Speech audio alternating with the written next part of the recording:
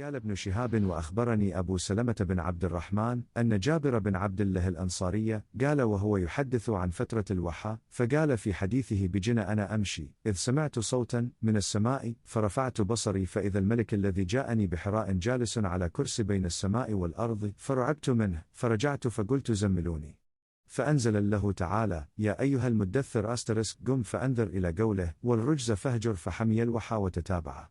تابعه عبد الله بن يوسف وأبو صالح وتابعه هلال بن رداد عن الزهري وقال يونس ومعمر بوادره.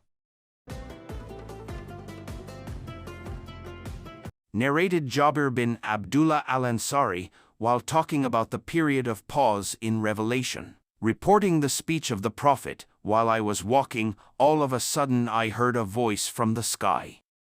I looked up and saw the same angel who had visited me at the cave of Hira, sitting on a chair between the sky and the earth. I got afraid of him and came back home and said, "Wrap me in blankets."